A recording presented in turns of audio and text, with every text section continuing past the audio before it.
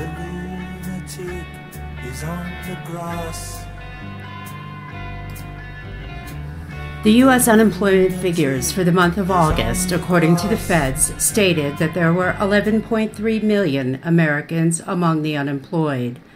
According to the Fed's calculations, this is based on an available workforce of 154,794,520 Americans.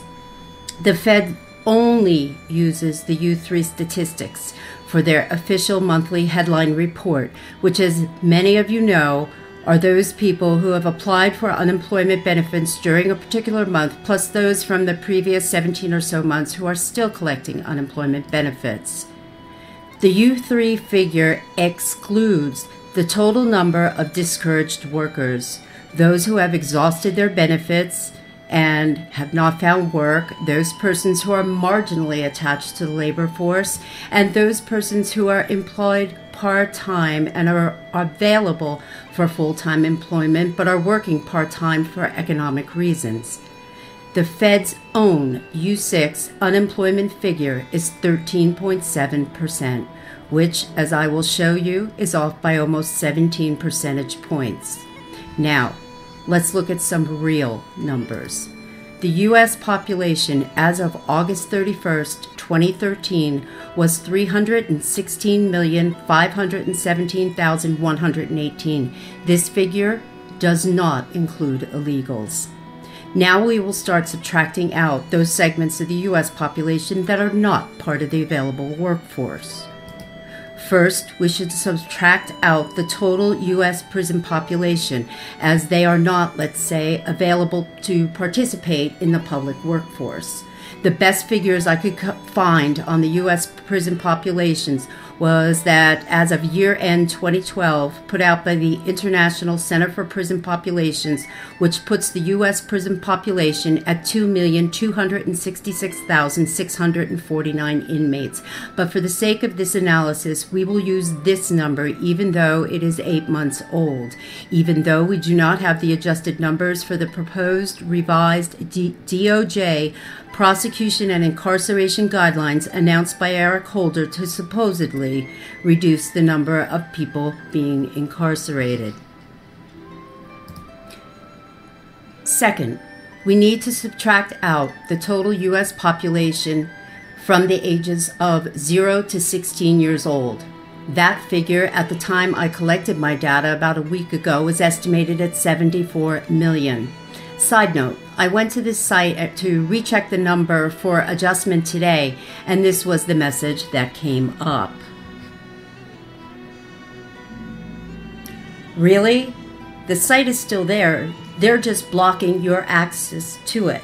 It says, due to a lapse of appropriations and the partial shutdown of the federal government, the systems that host www.childstats.gov have been shut down. They're still there. They're just not letting you have access to a service you've already paid for. Third, for the purpose of this analysis, we will subtract out those Americans over the age of 65. I know many older Americans over retirement age have either chosen to or been forced back into the workforce due to economic situations. But just a reminder, that would increase the available workforce number, thereby increasing the unemployment rate, as you'll see in a moment.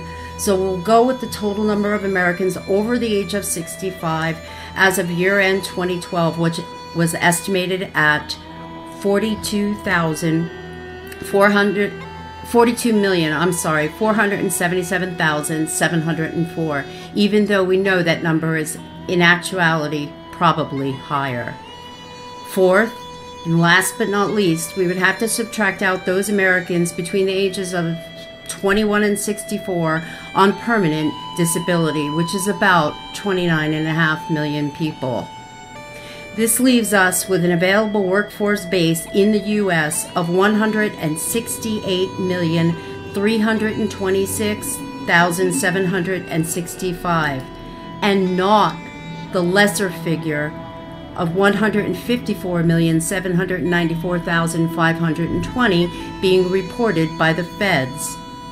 a difference of 13.5 million people not being accounted for, or more than twice the number of unemployed persons being reported by the feds. According to a survey conducted by Statista, released in September of 2013, in conjunction with the figures provided by the Bureau of Labor Statistics, the total number of full-time employees in the U.S. between the ages of 16 and 65 was 117.9 million. Full-time was defined as someone working 35 hours per week or more.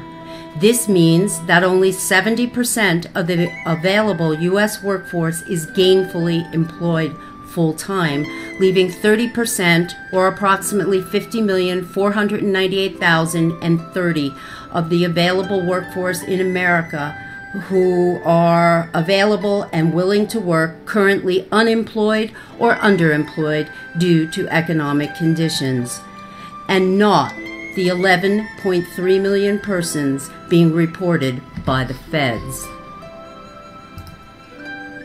And with recent numbers coming out from the Department of Agriculture stating that there are 50 million Americans now on food stamps, or 30% of the available workforce population, which numbers make sense to you? The Fed's numbers or these numbers? The real U.S. unemployment rate is hovering at around 30%. During the Great Depression, U.S. unemployment rose to 25%. Compare that to the actual numbers not being reported today. The difference in perception today is that unemployment benefits are not handed out in the form of checks, which would result in huge lines at local banks. They're being distributed by means of direct deposits, making the recipients invisible to the rest of society, out of sight. Disability benefits are being handled in the same way. There are no more soup kitchens or bread lines, or you would see people stretched and lined up for city blocks. Food coupons are no longer even distributed. They are distributed electronically on EBT cards, so you don't see these people in the local supermarkets. Thank you for watching, and you have my permission to share and repost this video. We are being lied to on a massive scale. There is no economic recovery. Their plan is to drive the number of able-bodied Americans who will be forced on some sort of government welfare above 50%, while telling you all is well. With over 50% of the population reliant on government assistance to feed and house them, their continued role as our keeper and slave master is all but guaranteed. Please share this video. Thank you.